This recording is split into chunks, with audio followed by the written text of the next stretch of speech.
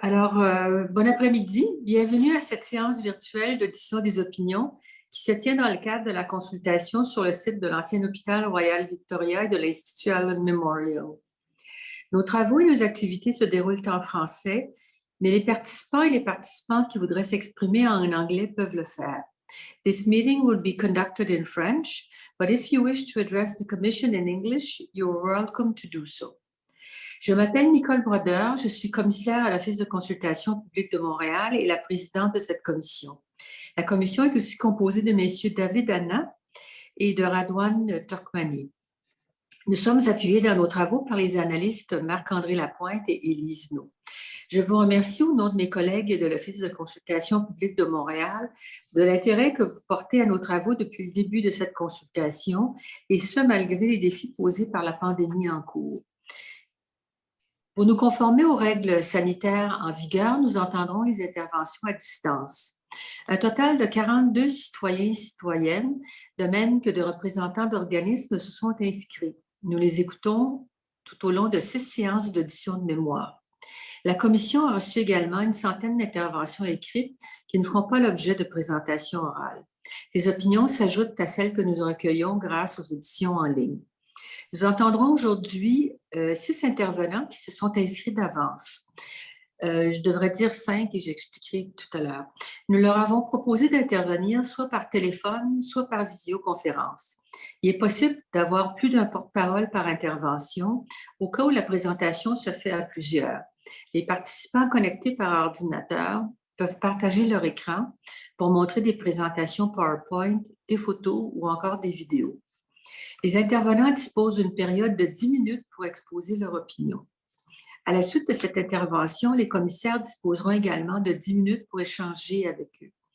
Enfin, comme vous le savez, la Commission tient à ce que le climat des échanges demeure serein. Je vous rappelle donc que les propos malveillants ou les interventions qui portent atteinte aux droits fondamentaux ou à la réputation des personnes sont irrecevables. Merci d'avance aux intervenants que nous entendrons ce soir pour leur collaboration. Une fois la séance d'opinion terminée, les archives ou vidéos ou audios des échanges avec les commissaires ainsi que les transcriptions écrites seront mises en ligne sur le site web de l'OCPM dans les meilleurs délais.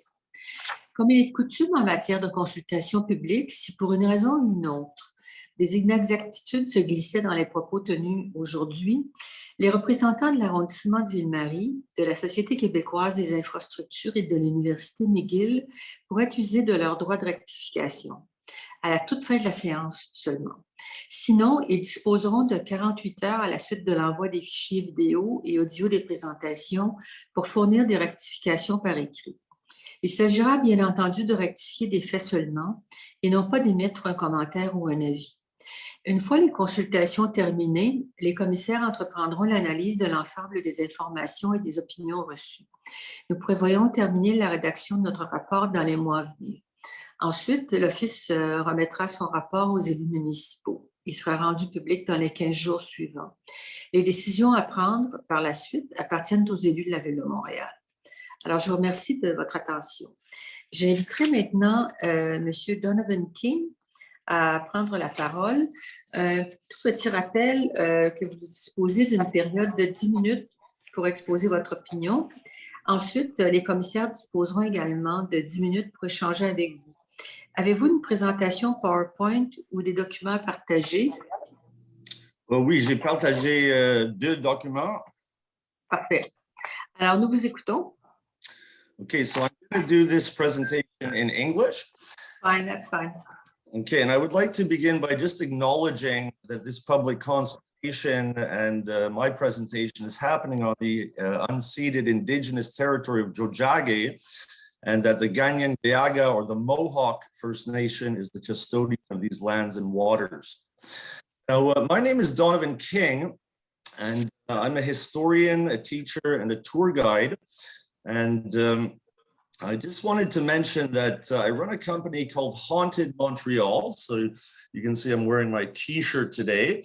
And I didn't want to present as the company, but it's very much intertwined with what I'm going to talk about today, because about 10 years ago, one of the survivors of the Allen Memorial Institute approached me, and she told me the story of unmarked graves being hidden, behind the Allen Memorial Institute. And I just wanted to read a quote from her, what she told us.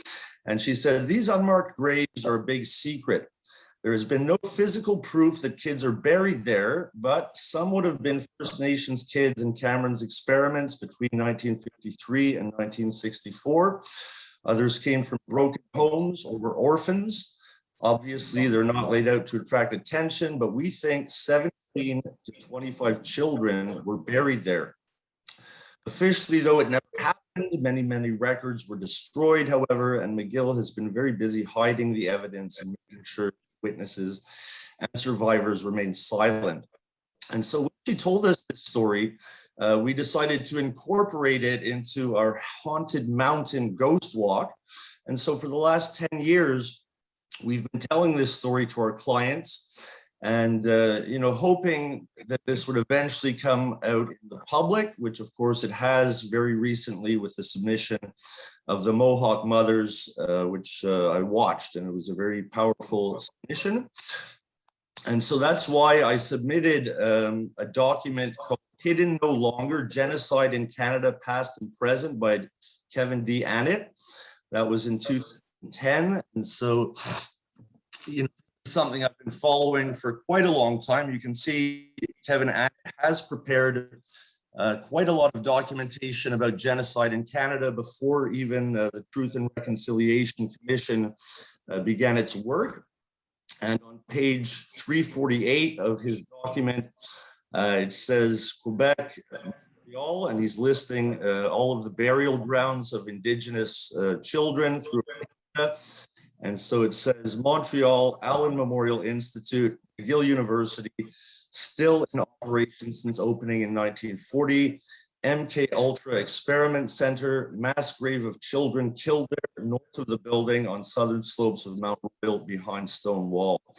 And so this information, has been out there for quite a long time until someone goes to the site and begins investigating with things like ground penetrating radar. We won't know 100% certain whether or not this is true, but certainly it is a very important topic because, of course, the government of Canada has also recognized that genocide has occurred.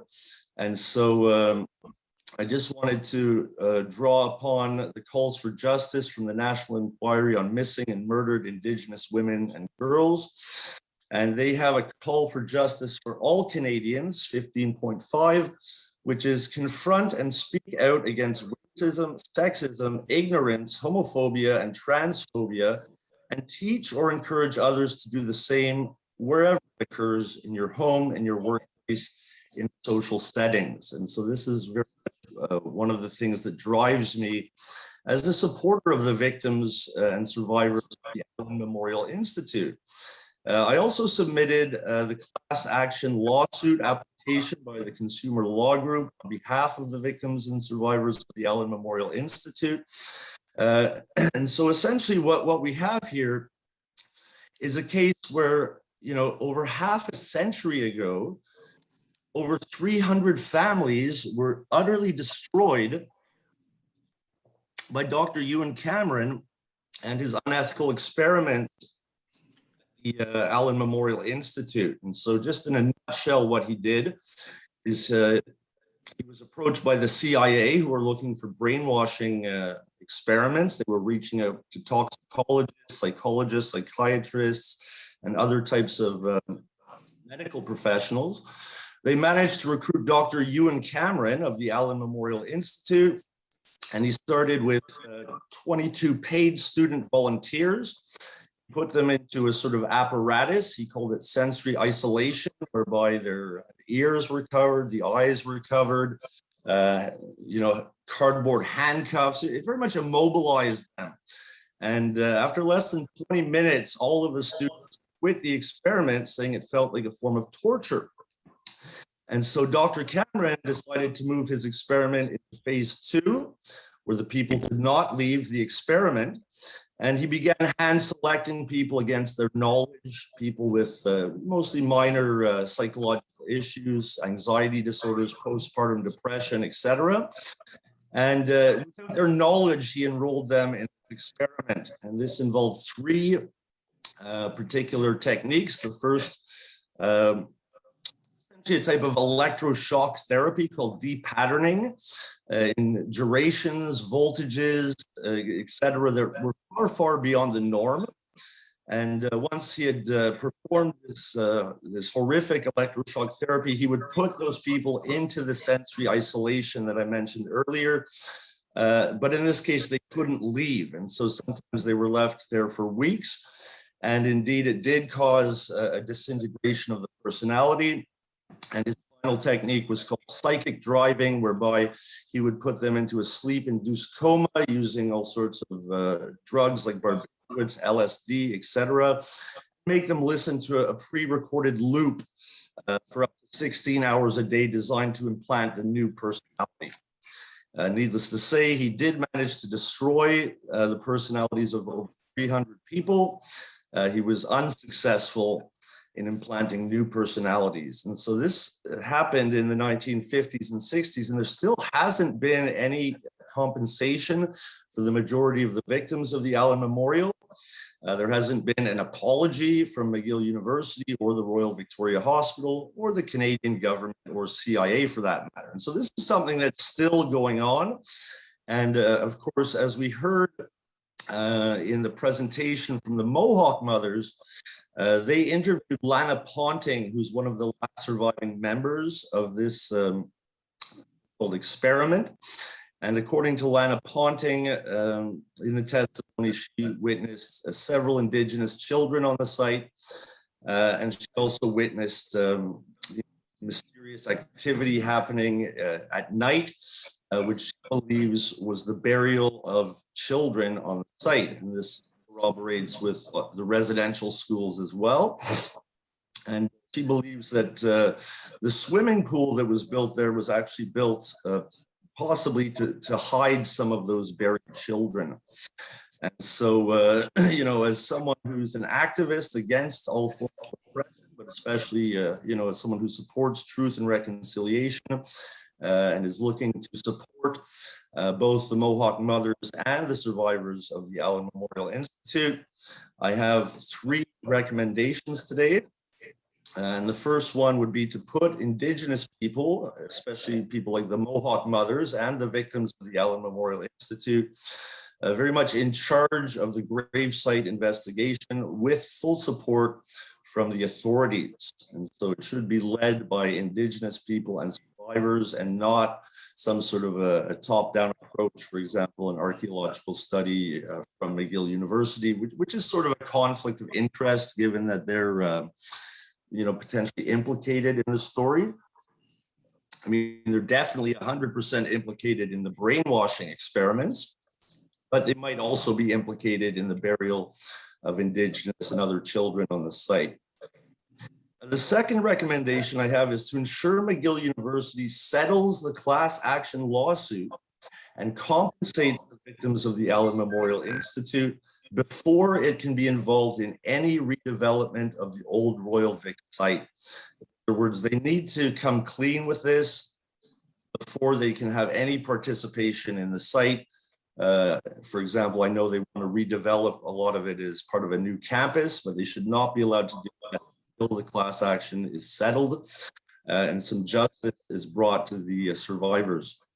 And the last recommendation I have is to plan to create a monument on the site to the victims of the Allen Memorial Institute, the victims and the Mohawk mothers being in charge of all major decisions. Once again, this is one of the most horrific tragedies in the history of Montreal, and it's one of the most unethical things that has ever happened in the case of medicine. And so I think it would be only appropriate to acknowledge that and to eventually create some sort of monument that pays, you know, respect to these people that went through all these horrors. Because not only the 300 victims, it's also their family members. You know, so would have their mother suddenly come home who's a different person. everyone says they're crazy, and would embarrass children who would only later realize in their adulthood what had happened, that it wasn't the fault of their mother or father. And so this is really ripped families apart. Thousands of people are affected. And, in a nutshell, it does need to be addressed, rectified with the full compensation and apologies before the project should move forward. And so that's essentially what I would like to present today. So thank you for having me. Alors, merci beaucoup, Monsieur King. Juste avant on entreprenne un dialogue avec vous pour poser quelques questions, je vous demanderai de communiquer avec Élise No, qui est l'analyste, une de nos analystes, pour convenir avec elle de ce que vous déposez comme mémoire, si je peux dire, et ce que vous déposez comme document d'information. Si vous avez déposé beaucoup de pièces et il faudrait qu'on fasse un petit départage sur ce qui va aller dans les documents d'information pour tout le monde et en même temps, ce qui est votre, entre autres, ce que vous nous dites en ce moment. Alors, je passerai peut-être la parole à mon collègue David Nana pour une première question. Yes, thank you very much, and thanks for your testimony. It certainly corresponds with what I have read and known about the site. But I have just one question, because I think what you said was clear. You did submit to the commission the class action suit that you referred to in your brief. However, the first page was missing, and the first page is the one that gives the inscription and so on to do with the case and the date more specifically. Would you be kind enough to send us that first page that includes the actual date for that class action suit that is ongoing? It would complete the dossier, or complete the brief or the documentation. Yeah, I can definitely do that, no problem. I'm just pulling it up here. And what would that date be, by the way, when the suit was launched? Okay, I'm just checking here. Yeah, it doesn't say on this document, but I can definitely try to get that information from the lawyers from the Consumer Law Group. Okay, yes, because as you're aware, all suits that are duly launched in the court come with a cover page that has, so-and-so versus so-and-so, such and such date, such and such number, and it's that date element that's missing for us. Okay, so I'll try to find that for sure. Yeah. All right, thank you. My pleasure. Good to see you, David. Yep. Radwan Tormani, une question, oui. Oui, bonjour Monsieur King, merci. Merci pour votre présentation. Plutôt dans les auditions, on a des participants qui ont émis l'idée de mettre en place un musée qui rappelle l'histoire du Royal Victoria. Est-ce que vous pensez que ça serait approprié aussi pour commémorer ce qui s'est malheureusement passé aussi à l'Institut Allen Memorial? Pardon, encore? Est-ce que je recommence du début de ma question ou Oui. Oui.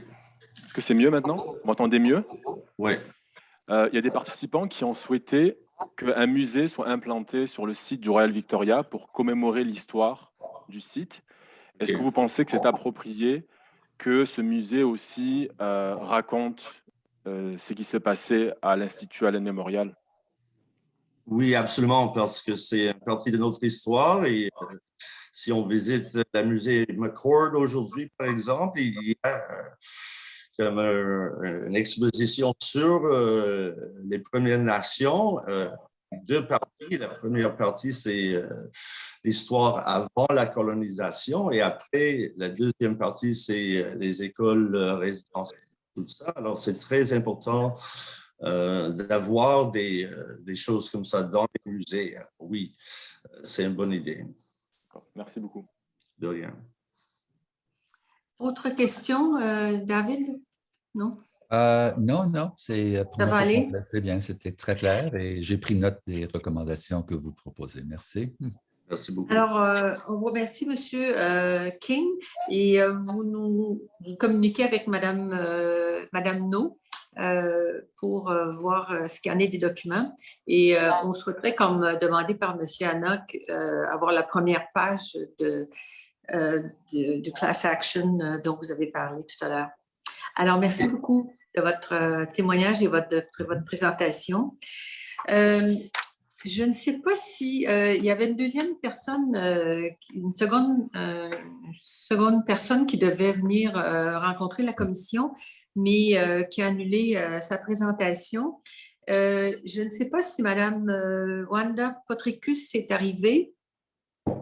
Malheureusement, non. J'ai essayé de l'appeler, je n'ai pas eu de réponse. Je retente le coup.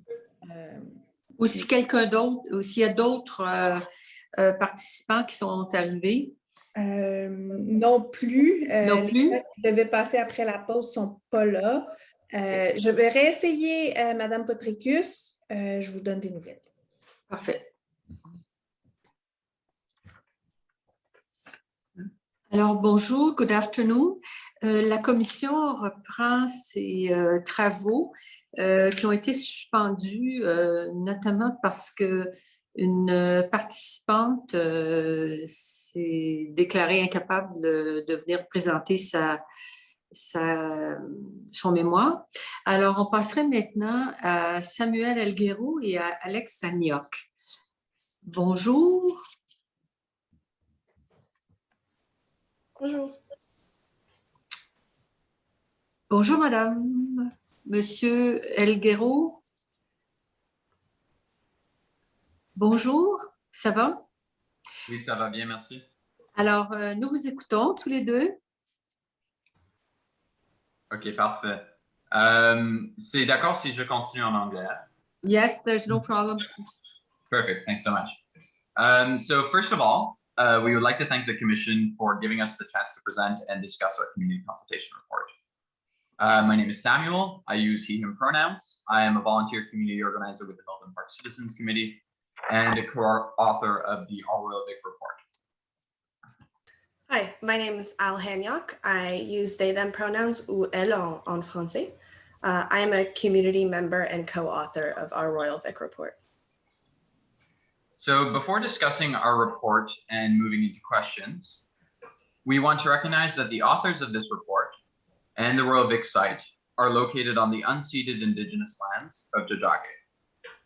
After this report and its translation were finalized for publication, a statement was released by the Kanien'kehá:ka Kanien'kehá:ka, the Mohawk Mothers, on October 18. The Kanien'kehá:ka insisted that an Indigenous-led investigation should be done according to the Great Law of Peace as soon as possible and before any construction begins, so as to investigate the potential of unmarked graves near the island. Secondly, they insisted that the site's redevelopment only be carried out with permission of the site's traditional caretakers. This last declaration has been systematically ignored. The thought that traditional caretakers should make decisions over this land has been treated as so ludicrous as to not deserve comment from McGill or the SPY. McGill has instead released an insulting letter to the OCPM dated November 9th to suggest that they have properly consulted Indigenous groups over this land grant. Of the meetings with people who are broadly defined as Indigenous in this letter, all except 2 were carried out in 2021. 2021, well into the development of the major aspects of McGill's plans. The 2 other meetings with Indigenous groups were in 2019. Even by this earlier time, McGill had the outlines of its plans completed as evidenced by McGill's 2017 Senate report. Not only have serious consultations, for which a formal analysis stands to be provided, not been performed, but there is no recognition by either McGill or the SPY of the need to move beyond consultations and give traditional Indigenous caretakers decision-making authority over this land. This is what they are asking for, and this is what they have the right to.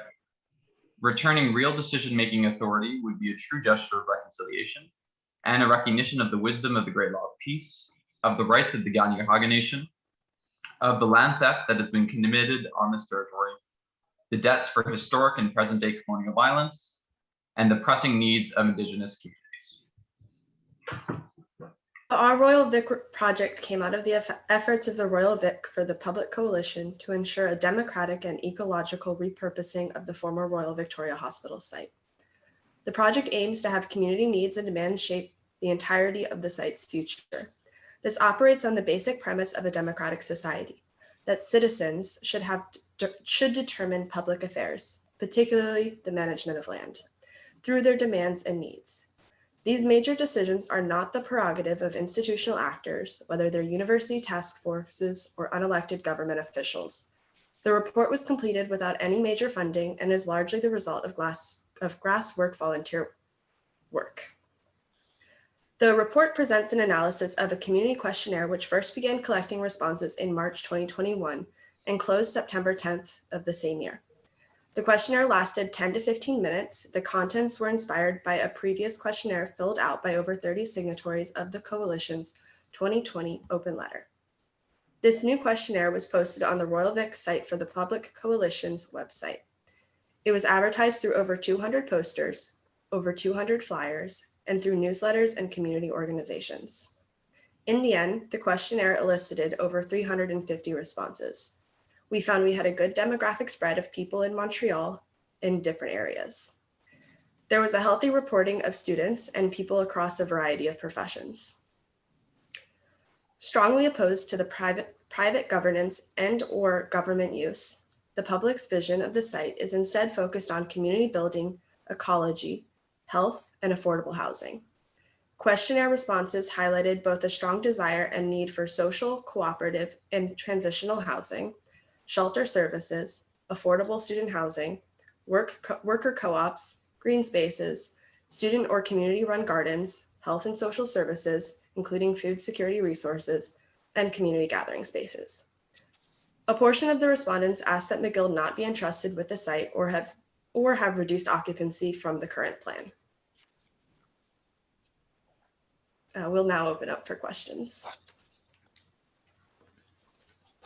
Alors, je vous remercie beaucoup tous les deux de votre présentation. I'll ask my colleague David Anna for a first question. Yes, hello.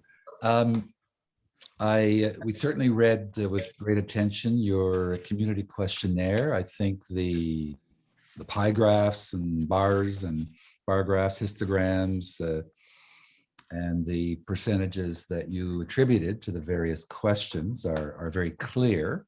So I just wanted to congratulate you about clarity.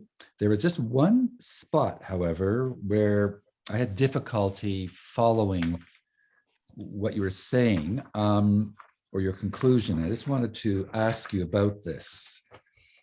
And let me just try and find here the page so you can follow me. It comes under major takeaways, first of all, and where you say on page 7, so if you want to refer to your report, page 7, where you talk about now the purposes for which the repurposing did not gather any support and in fact would not make for something meeting popular needs and demands. And you list privately run enterprises, university run student housing, government offices, and McGill's occupancy. So it was just this last one I wanted to bring to your attention and ask you about, as the other three seem to garner a fair amount of support, or negative support, I guess. But McGill's occupancy, it says that when asked to select their desired limitation on McGill's occupancy, 28% selected that McGill should not be given the apportioned site. I then moved over to page 17 to look at your graphs. And sorry for being lengthy here, but on page 17, where I look at the graph that corresponds with your statement, and you'll have to elucidate me as to how to read it exactly. But I looked at then use deserving at least a portion of the site, referring to McGill's presumed occupancy of its project. And how should the parts of the site be considered by McGill be used? And there's a long list of what seems to be, from my reading, favorable opinions: green spaces, student-run gardens, library, event space, lecture halls, research laboratories, student housing, socially run cafes, classrooms, and so on, which seem to garner a very high level of support. So could you help us on the commission to understand the statement that McGill's occupancy does not garner support versus the bar graph that seems to indicate that it does garner support? I just can't reconcile the two. Could you help us clear that up, please? Yeah, sure. So if you go to the questionnaire itself, there's a question regarding possible limitations that the respondent would like to see on McGill's allocation of a portion of the site.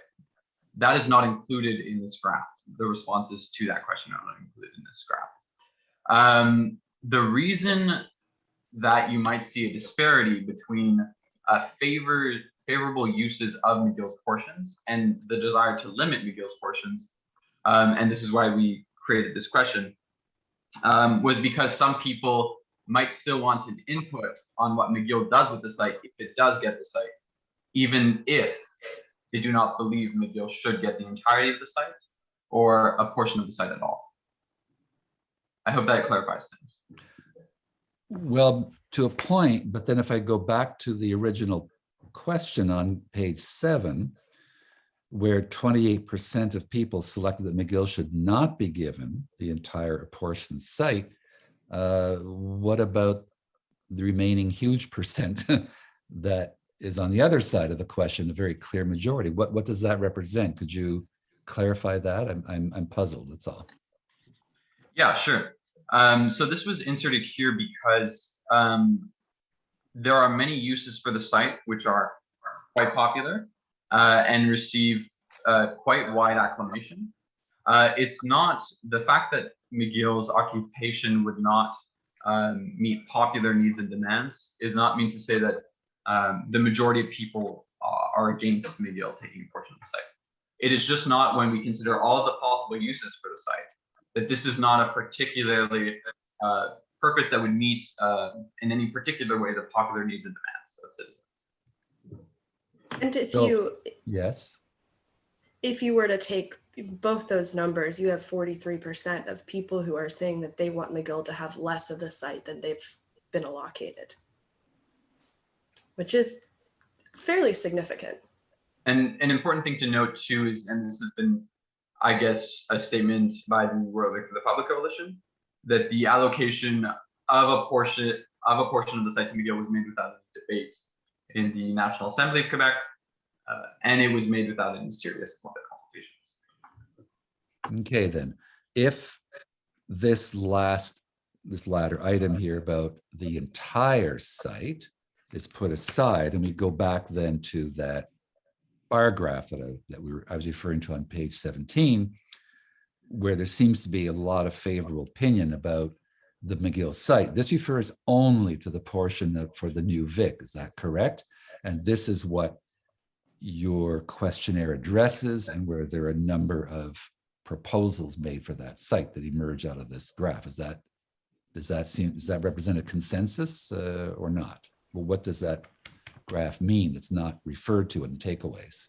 Yeah, this graph specifically refers to if the site were to be used by McGill, what do people want that use to be? It doesn't refer to should McGill get the site or not.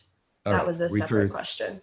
Only to the portion that is being envisaged for the new Vic, correct? Correct. And if that site were to be granted, this is what your questionnaire reveals as being wished for, wanted. Yes, for this question, yes. All right. Fine, thank you. Question by my colleague Radwan Tokmani. Bonjour à vous deux. Merci pour votre travail et votre présentation. J'avais pour vous une question plutôt de clarification ou de compréhension un peu plus détaillée. Une grande partie des répondants ont exprimé une opposition formelle à l'implantation de bâtiments gouvernementaux. Pour d'autres types de services, ils sont très favorables, des services d'appui notamment aux personnes qui recherchent des besoins plutôt plus sociaux. Mais ils ont exprimé une opposition formelle à des bâtiments gouvernementaux. Et je voulais essayer de comprendre avec vous quelle est selon vous la raison de cette opposition formelle.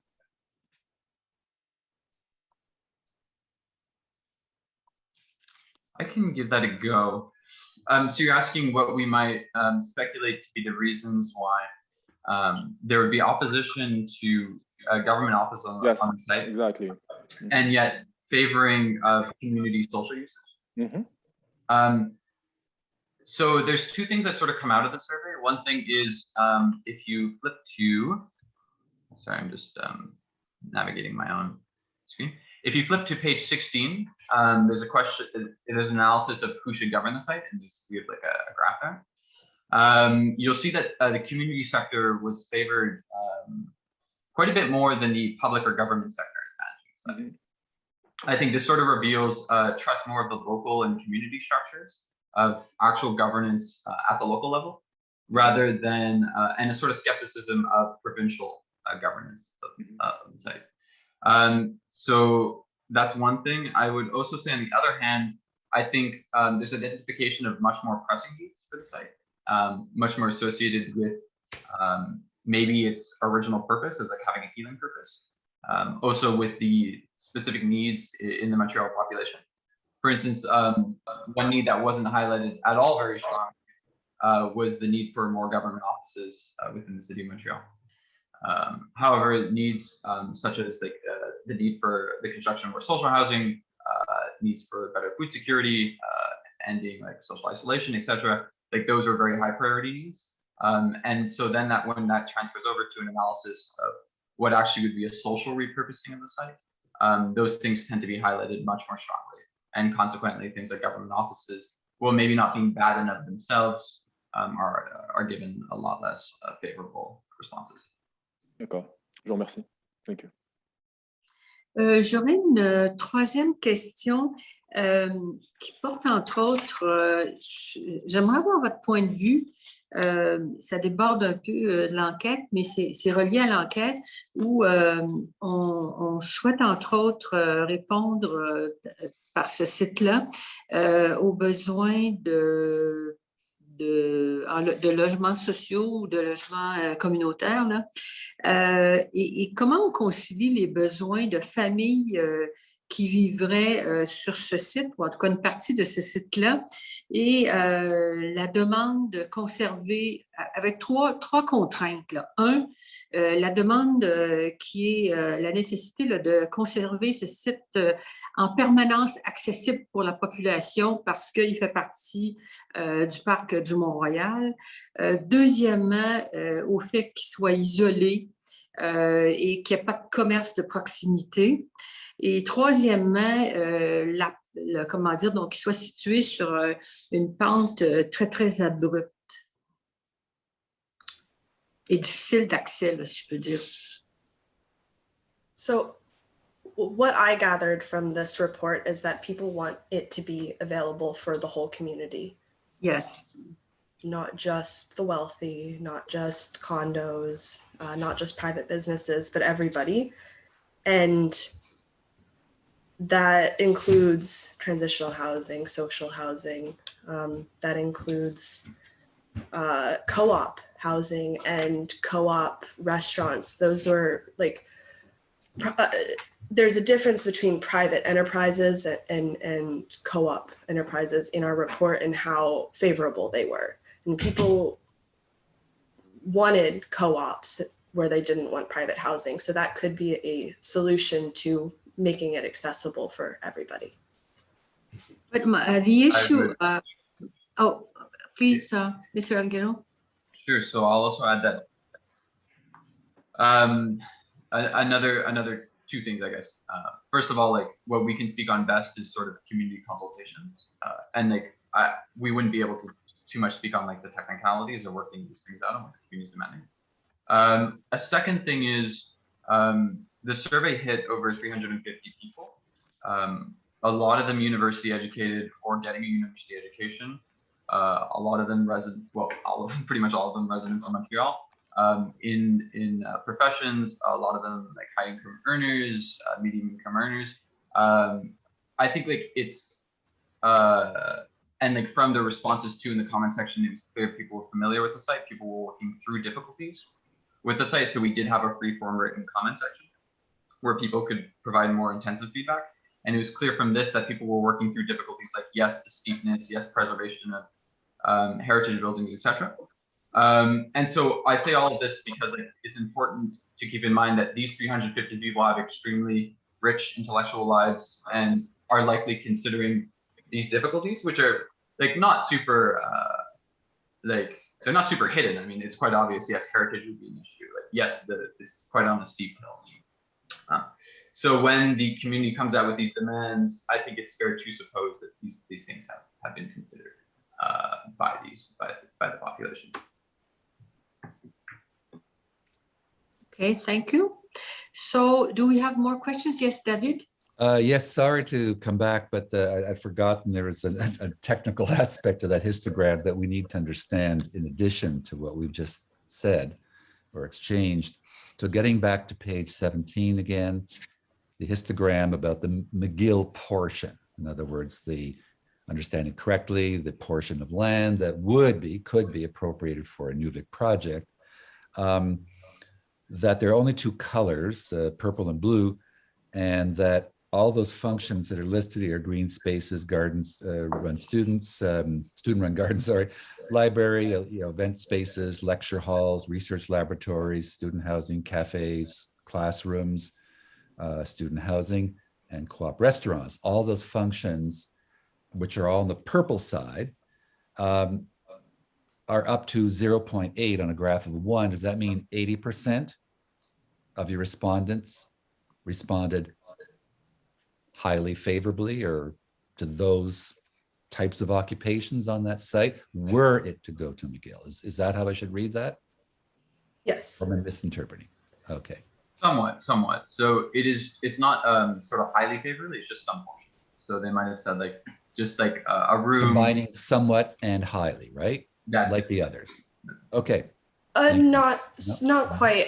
So No? we do provide the appendix that you can go and look at the data itself. The question, how it was phrased was, should the site have multiple buildings, multiple rooms, the whole site, or none of some sort? So the question did favor a positive answer. And so if we simplified it quite a bit here to be able to present it in the report. It takes any place where they said McGill should get part of the site, that's in purple. And at any time they said it should not get any space, it was in blue. Okay, so the purple you're saying is should McGill get that portion of the site?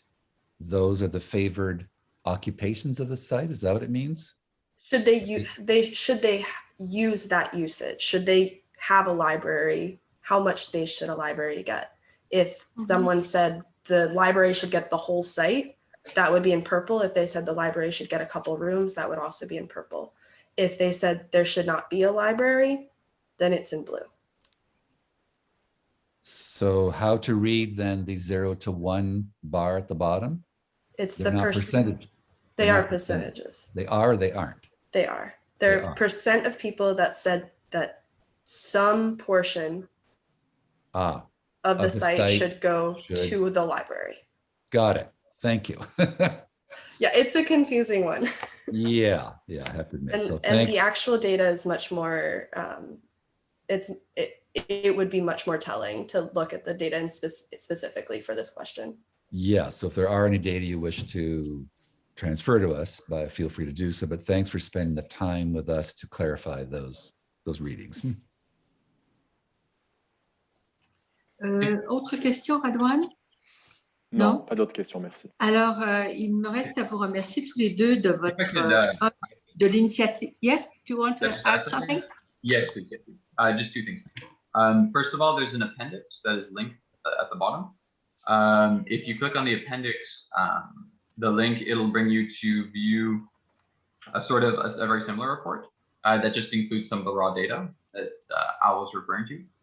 And it also has every single one of the individual responses that people had worked on in the comment section to the questionnaire. So like individuated desires for what the site should be used for. I believe there was more than 200, and those are all listed in the appendix. The second thing, this was not referred to in the opening statements, and I just wanted to add this again. One of the unfortunate things about the consultation we did is we didn't have the resources to thoroughly consult members of the Indigenous community. So we just want to make that very clear that we do believe that the site decision-making authority over the site should be held by traditional Indigenous authorities and caretakers, and that actual thorough consultations with such a serious report that like we tried to do with our limited means, like this one, should be released on those types of consultations, so that actual decision-making can be given to Indigenous caretakers. Alors, merci de cette précision.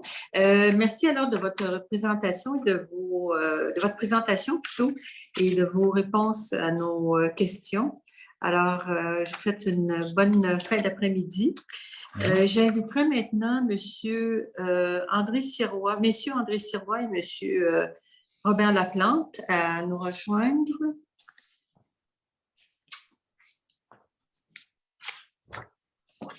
Ils sont arrivés. Oui, ils sont arrivés.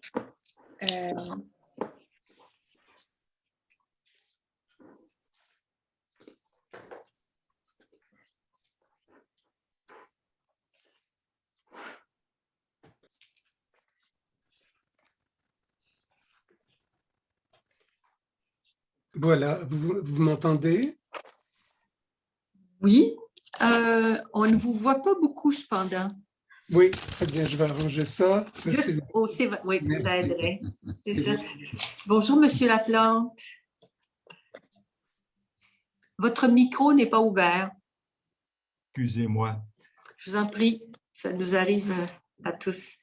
Alors, on a pris connaissance de vos mémoires et je vous laisserai vos mémoires respectives plutôt, et je vous nous laisserai les présenter. Si vous permettez, je vais commencer.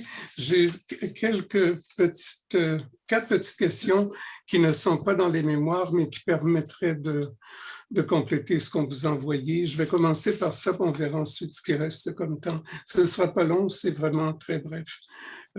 Dans un premier temps, si vous le permettez, je voudrais revenir rapidement sur la question de la propriété actuelle du Royal Victoria que nous avons évoquée lors de la réunion lors de la présentation de M. Paquin la semaine dernière, à la question de savoir qui est propriétaire du Royal Vic en ce moment.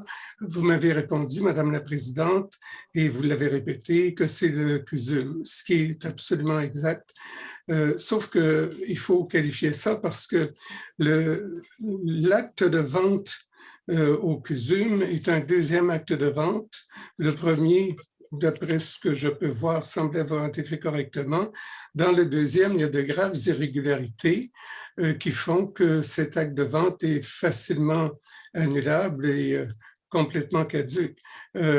C'est tellement vrai que le gouvernement du Québec a pris la peine de présenter par l'intermédiaire de la députée de Westmount un projet de loi privée afin de corriger ces irrégularités. C'est dire A, que les irrégularités sont vraiment là, et B, qu'elles sont assez graves pour qu'on fasse cette démarche-là.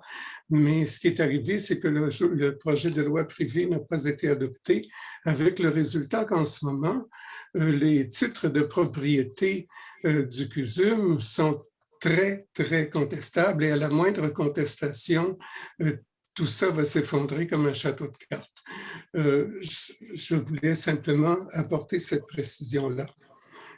J'aimerais bien savoir, par ailleurs, je vous laisserai une question, j'aimerais bien savoir quels sont les types de propriétés exactes en vigueur en ce moment, ou comment est-ce qu'on va s'y prendre pour corriger les irrégularités, si on va revenir à l'acte de vente précédent qui était fait correctement, je le répète. Je vous laisse ça simplement comme question, mais je vous signale qu'il y a un grave problème au sujet des types de propriétés.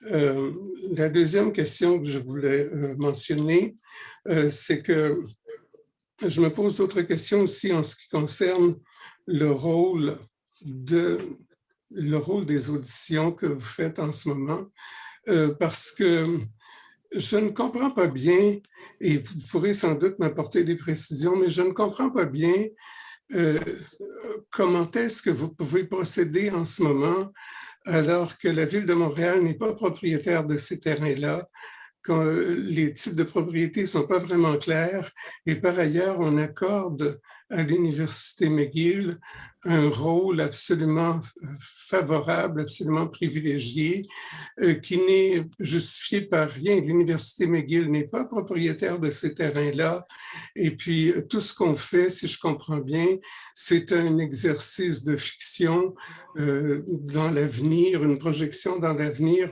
au cas où McGill recevrait la propriété de l'ancien Royal Vic, ce à quoi beaucoup de gens, dont je suis, beaucoup de gens s'opposent parce que normalement, partout à travers le monde, le principe, c'est qu'on ne privatise pas des terrains du domaine public. Et en ce moment, c'est ce qu'on veut faire et ça représente plus d'1 milliard de dollars. Et puis, personne semble réaliser que ce n'est pas ce qu'on doit faire, ce n'est pas ce qui se fait. Partout ailleurs, nous aurions une crise politique à ce sujet-là.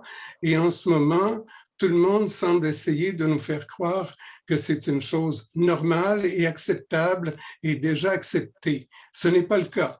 Et donc, je ne comprends pas, je ne vois pas le fondement juridique des démarches que vous faites en ce moment, autre que le fait que c'est de la politique fiction.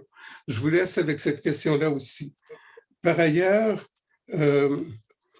si on peut parler des titres de propriété de McGill et si on veut parler de l'avenir de McGill, il faudrait à ce moment-là parler de ce que McGill appelle le master plan, qui est en fait dans ce que vous discutez maintenant fait partie. Et le master plan, c'est un projet énorme. Je suis tombé sur le dos quand on a commencé à me décrire ça, et la personne qui a eu la gentillesse de me décrire ça a pris une demi-journée pour me décrire vers où on s'en va avec ce projet-là. Et ça, ce dont vous vous occupez en ce moment, c'est une petite partie du master plan. Et le master plan va affecter tout l'ensemble du centre-ville de Montréal et personne ne semble avoir consulté qui que ce soit à ce sujet-là. Et en ce moment, avec le projet que vous avez sous les yeux, si c'était légal de l'adopter, on se trouverait à nous mettre le bras dans le tordeur pour le fameux master plan. Il y a quelque chose là-dedans de scandaleux. McGill se comporte comme on se comportait autrefois dans les concessions étrangères de Shanghai. Il y a quelque chose d'absolument renversant avec la façon dont c'est fait et ça ne tient pas debout. Pour parler bien simplement, tout ça ne tient pas debout. Il n'y a pas moyen de procéder normalement et il n'y a pas moyen de suivre cette affaire-là normalement, tout simplement parce que ça ne tient pas debout. Finalement, je voudrais ajouter une mise en garde au sujet de la façon dont certains des documents que McGill présente en ce moment sont rédigés. Et il y a un point sur lequel je vais insister, c'est qu'on mentionne à plusieurs reprises, et c'est revenu aussi dans le projet de loi privé 219, on mentionne à plusieurs reprises qu'on va faire une exception pour la construction. On formule ça de telle sorte à rassurer le lecteur, et on dit, on ne va pas faire de construction privée, on ne va pas faire de résidentiel privé, on ne va pas faire d'hôtel, et on ajoute, mais à la toute fin, on glisse, sauf si c'est pour des fins éducatives. Et ça, dans la pratique, une des choses que ça peut vouloir dire, et je suis prêt à mettre ma main au feu, que c'est ce que ça veut dire dans le concret, on va prendre ce petit bout de phrase pour construire des résidences étudiantes. Or, il arrive que les résidences étudiantes, là, je connais ça un peu parce que j'étais au conseil d'administration de l'entraide universitaire mondiale et des résidences étudiantes, j'en ai vu pas mal partout au Canada et à l'étranger et c'est presque unanimement c'est lamentable au point de vue architectural et au point de vue urbain. C'est très simple, la règle qu'on semble appliquer, c'est de faire le plus possible, de loger le plus de monde possible pour le moins cher possible. Et malheureusement, les résultats ne sont pas bons. Dans la très grande majorité des cas, on peut aller voir les résidences étudiantes, c'est l'équivalent de la reconstruction dans des villes bombardées. C'est à ça que ça ressemble. Et une tour de 25 étages, qu'elle soit remplie par des étudiants ou qu'elle soit remplie par d'autres particuliers, n'est pas plus jolie pour autant, n'est pas plus acceptable pour autant pour ses voisins. Et je crois qu'il faut enlever ce bout de phrase afin que les projets éventuels, d'abord afin de les interdire, que si par hasard on veut en autoriser, que ces projets éventuels soient très strictement contrôlés. En ce moment, ce n'est pas le cas et je crois qu'on ne doit pas se contenter de promesses, encore moins de promesses verbales. C'est ce que j'avais à dire pour le moment. Pour le reste, comme vous savez, vous le verrez dans les documents qu'on a envoyés. D'abord, pour le point de départ, je reviens là-dessus. On est absolument contre l'idée de privatiser du domaine public. Et ça, il faut absolument tenir bon. Il y a une solution, on en a parlé quand M. Paquin est passé, c'est d'envisager le bail amphithéotique.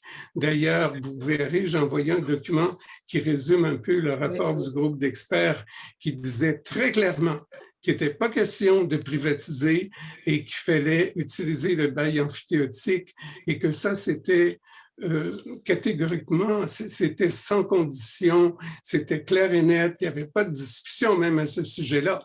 Il n'y en a pas parce qu'il n'y en a pas nulle part au monde. On ne privatise pas du domaine public. C'est une base de droit de propriété reconnue pour toutes les administrations publiques dans le monde. Je ne vois pas pourquoi, tout à coup, on arrive à faire cette passe-là. Alors, pour le reste, je vous renvoie au document que je vous ai déjà envoyé, si vous le voulez bien. Alors, merci beaucoup, Monsieur Sirois, de nous soumettre vos préoccupations et vos propositions aussi.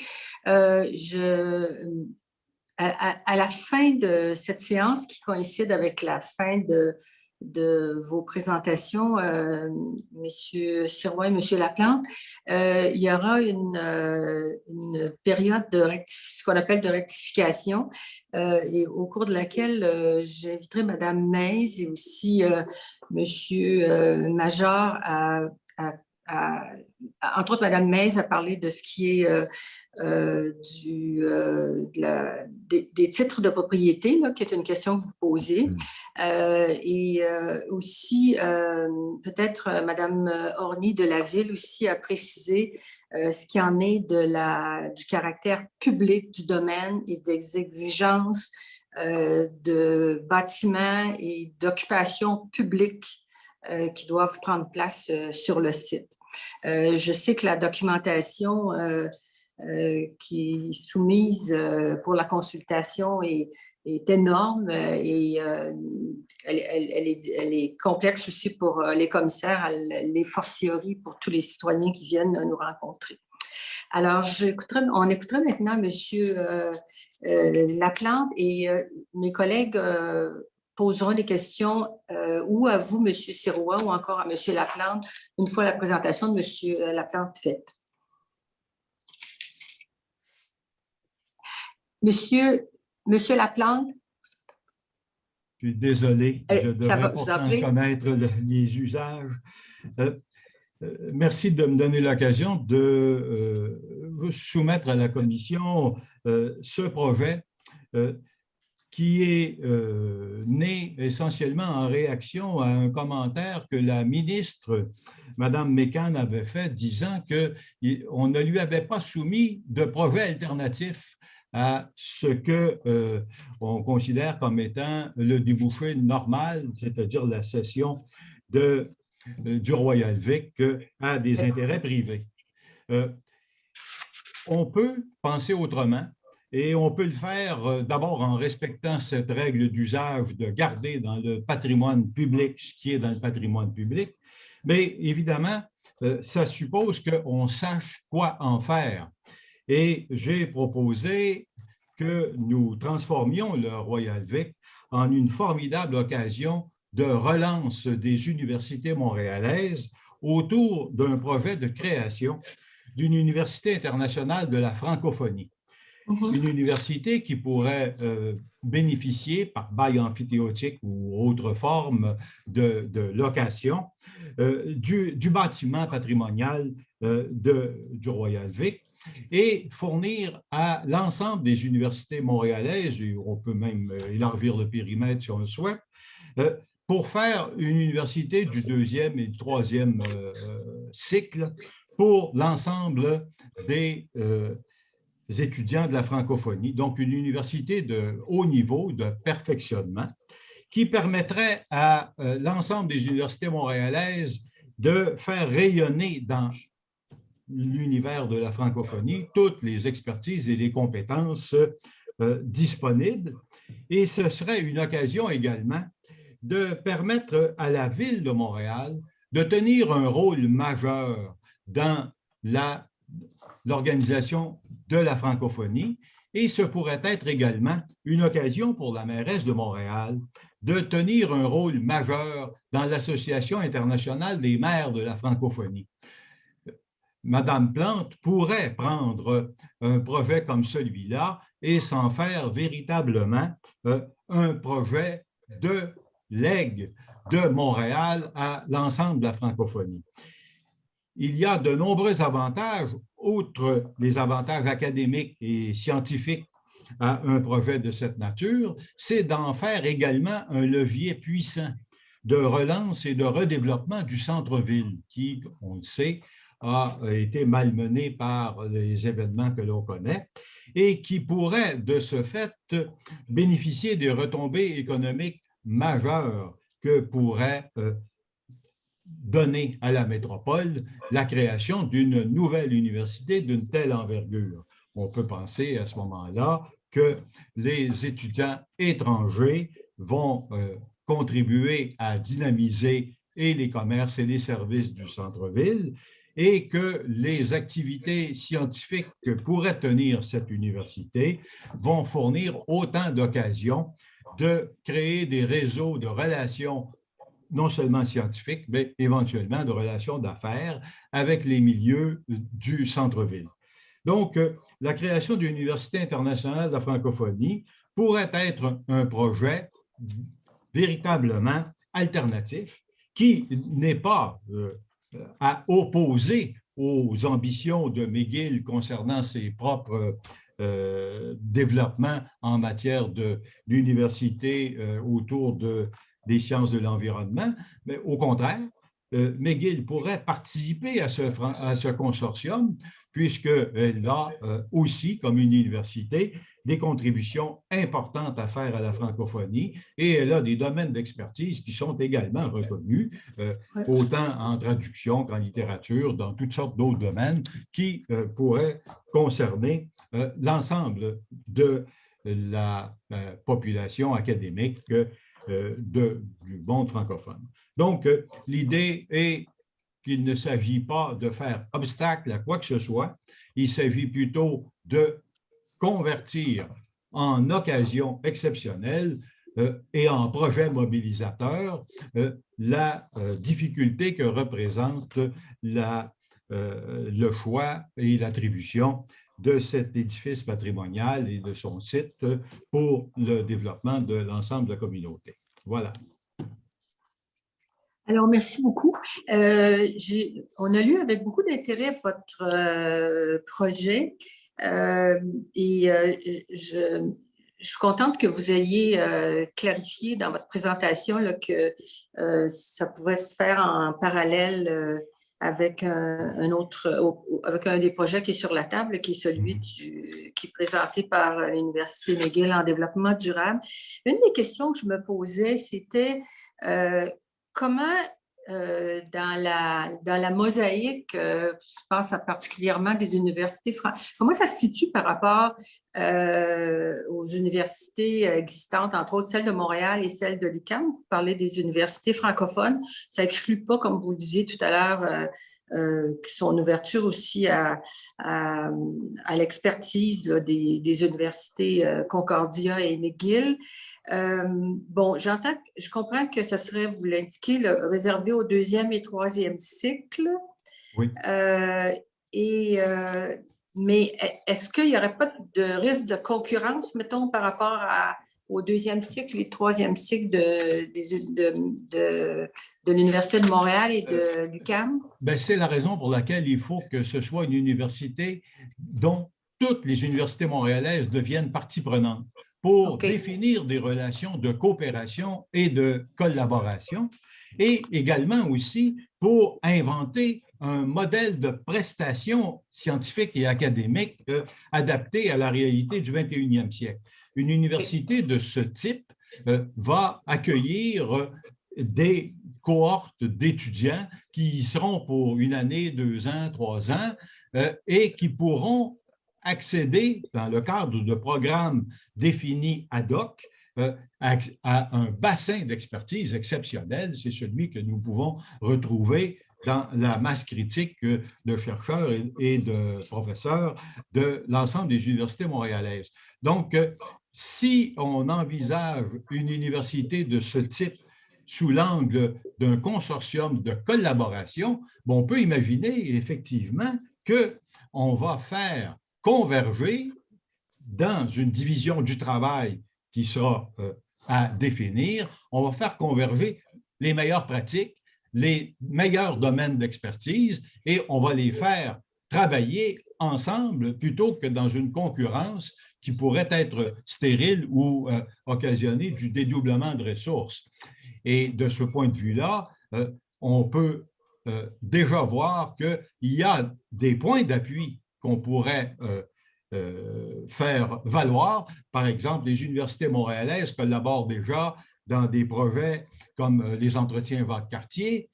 On pourrait imaginer qu'on peut inventer des forums qui deviennent des lieux d'accueil non seulement permanents pour ce qui est de programmes de perfectionnement de nature universitaire, mais également de programmes de perfectionnement pour les maires de la francophonie, pour les agences de développement, pour l'ensemble des ressources qui sont mobilisées autour de la construction de cet espace francophone-là. Écoutez, je trouve ça intéressant que vous référiez aux entretiens Jacques Cartier auxquels j'ai eu l'occasion de participer, parce que dans le projet de 2e et 3e cycle, à moins qu'il y ait, comment dire, donc les bâtiments, vous les connaissez aussi bien que moi, là, ceux qui sont sur le site. Bon, il n'est pas question de construire beaucoup là, autour, sur place, ou en tout cas à moins qu'il faille absolument le faire, mais en gros, il faut travailler avec des bâtiments historiques qui ont des contraintes. Ça veut dire, entre autres, que possiblement pour les disciplines scientifiques là, qui ont besoin d'équipements, de laboratoires, ça peut être problématique. Mais en tout cas, c'est la raison. Excusez-moi, Madame. Oui, allez-y, non. Brodin. Oui, on échange. C'est la raison pour laquelle je privilégie la formule du consortium, parce que le bâtiment peut être le siège social et le centre névralgique de cette université internationale, mais rien n'empêche qu'on peut utiliser les laboratoires, les équipements des universités ambiantes pour faire une mutualisation des ressources. Donc, ça ne suppose pas un ajout supplémentaire de bâtiments. Ça suppose très certainement, par ailleurs, la restauration et la reconversion du bâtiment actuel, ça va de soi, mais encore une fois, l'idée derrière ce consortium, c'est de faire converger les forces et d'optimiser toutes les ressources disponibles, y compris les ressources matérielles, bien sûr. Parfait. Dites-moi, vous avez fait référence aux entretiens Jean Cartier. Avez-vous en tête des projets qui pourraient s'apparenter à ce que vous proposez? Écoutez, les entretiens Jacques Cartier ont fait la démonstration que ces exercices d'invitation et de collaboration entre les intellectuels et les scientifiques des deux côtés de l'Atlantique ont donné lieu à toutes sortes de projets afférents qui ont contribué au rayonnement. On peut penser également que l'État français actuellement vient de lancer un projet de reconversion, je crois que c'est le château de Rambouillet. Un des châteaux sera reconverti pour donner à la francophonie un rayonnement supplémentaire. Alors, le projet tomberait à point puisque nous aurions là la possibilité d'être en complémentarité avec les orientations de l'Organisation internationale de la francophonie, et nous pourrions également prendre appui sur une tradition, puisque, ne l'oublions pas, les débuts de la collaboration interuniversitaire dans le monde de la francophonie, c'est à Montréal qu'on le doit. C'est à l'Université de Montréal qu'on le doit. Donc, on a une tradition sur laquelle on peut prendre un appui. Peut s'appuyer. Tout à fait. Oui. Alors, peut-être des questions de mes collègues Radwan Torkmani. Oui, bonjour, Monsieur Laplante. Merci, bonjour. Merci pour votre mémoire. J'aurais une question de précision pour vous. Vous mentionnez à la page 46 de votre mémoire l'association des universités partiellement ou entièrement de langue française. Oui. Créée en 1961 par l'Université de Montréal. J'aurais aimé en savoir davantage sur cette association, qui la compose, est-ce qu'elle est encore en activité à ce jour? Alors, ça a été la première initiative de convergence des universités étant entièrement ou partiellement de langue française. C'est de l'initiative de l'Université de Montréal et en particulier sous le travail acharné et très fructueux de Jean-Marc Léger, le feu Jean-Marc Léger. Cette université a été le ferment, le début de la grande collaboration qui a connu différentes phases d'évolution et qui a donné naissance à ce qu'on connaît maintenant comme l'Organisation internationale de la francophonie. Alors, c'est vraiment de Montréal qu'est partie cette utopie, ce projet de faire de l'espace francophone scientifique un lieu de rencontre entre les peuples. Et ça continue. L'Agence internationale de la francophonie mène de nombreux projets avec de nombreuses universités encore. Et il m'a semblé qu'une contribution de Montréal à l'agence serait en parfaite continuité avec son évolution historique et conforterait le rôle du Québec et de Montréal dans cette construction de l'espace francophone. Je vous remercie. David Anna? En fait, non, je n'ai pas de question parce que M. Laplante a répondu admirablement bien à la question que j'avais. Donc, je lui en remercie. C'était très clair, très précis et voilà, le concept est vraiment clair et c'est entendu. Alors, je vous remercie, M. Laplante, et à nouveau, M. Sirois. Ceci mettrait fin.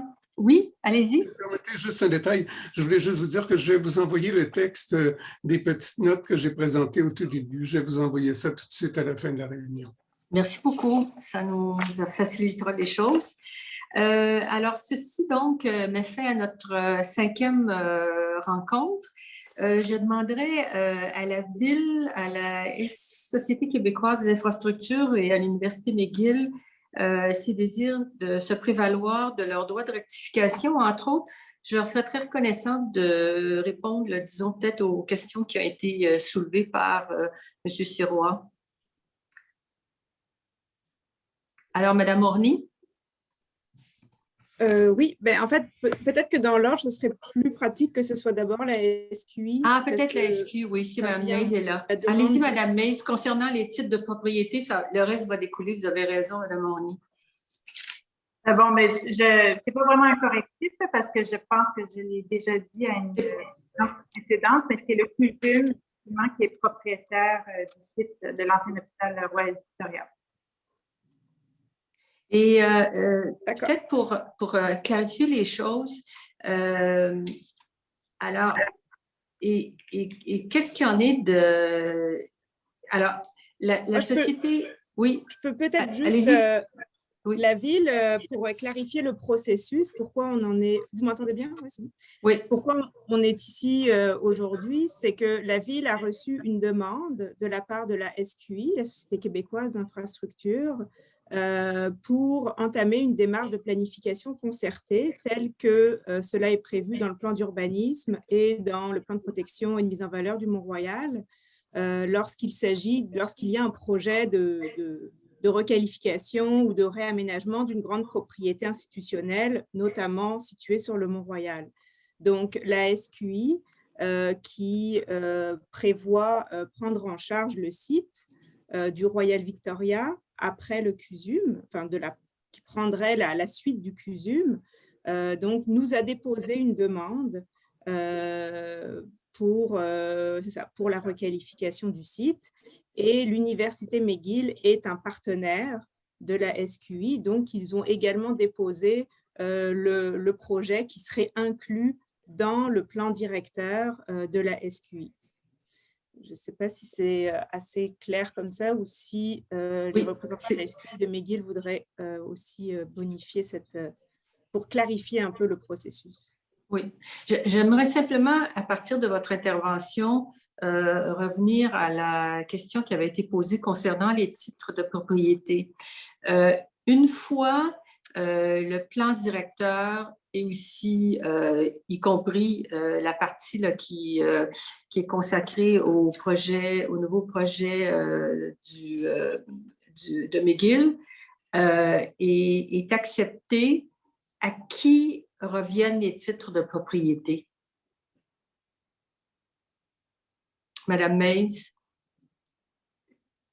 Pouvez-vous répéter la question? Une fois que le plan directeur est accepté? C'est-à-dire, en ce moment, on sait que les titres de propriété appartiennent au CUSUM.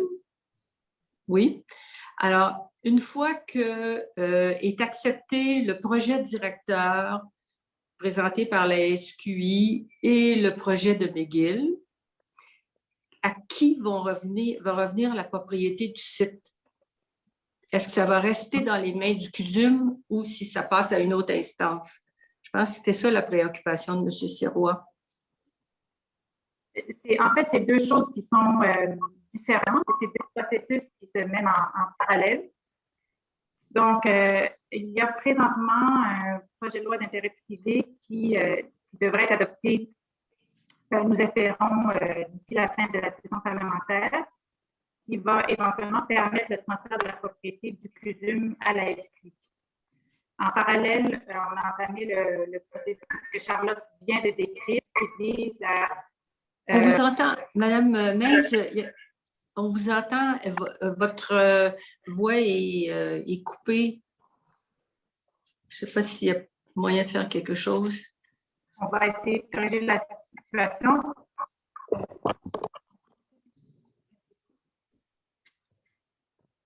Est-ce que vous m'entendez mieux? À peine. On va aller chercher un casque d'écoute parce que ça va permettre de mieux capter ma voix.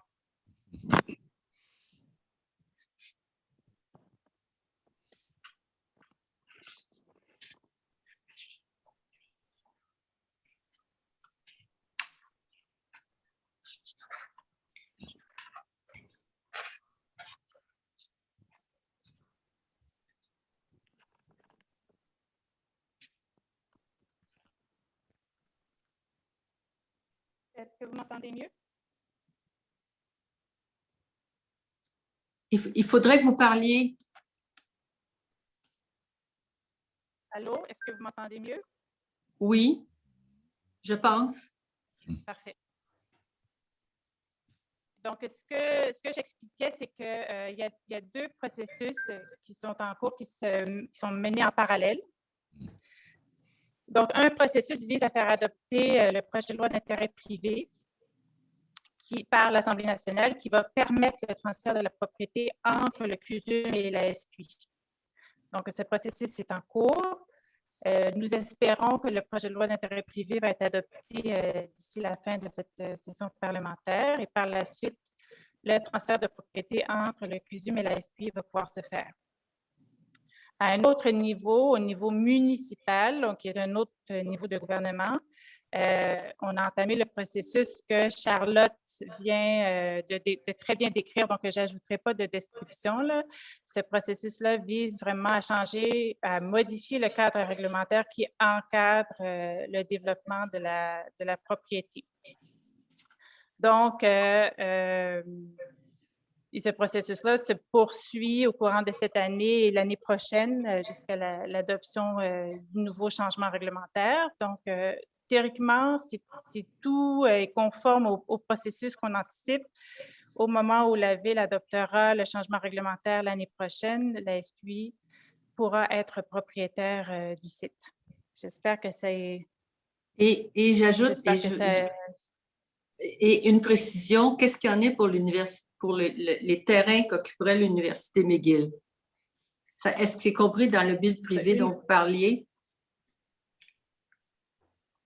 Le projet de loi d'intérêt privé vise vraiment à corriger des caractéristiques au titre qui indiquent d'une part que la propriété ne peut pas être cédée à un tiers, donc ne pourrait pas changer de main, et que la propriété ne peut être utilisée que pour un usage hospitalier. Donc, le projet de loi vise vraiment à corriger ces deux aspects pour que la propriété puisse être cédée à la SQI et requalifiée par la SQI. Et c'est la SQI qui va faire une cession de terrain à McGill? Ça serait une cession dans un deuxième temps qui se ferait une fois qu'on devient propriétaire. Bon, ça, c'est clair. Est-ce que c'est clair? Est-ce que c'est clair? C'est plus clair. Je pense que c'est clair. J'espère que c'est clair pour M. Sirois aussi. L'Université de McGill, est-ce qu'il y a des clarifications à apporter? Des rectifications? En fait, peut-être juste sur la question des titres, non. Là, je pense que je suis en accord là, avec ce que Charlotte et Sophie ont mentionné.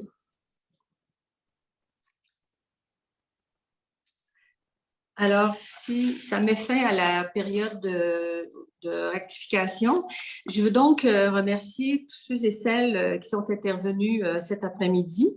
Je remercie toutes les personnes aussi qui ont soutenu les travaux de la commission, tout le personnel de l'Office. Merci à vous tous qui êtes présents en ligne pour votre écoute.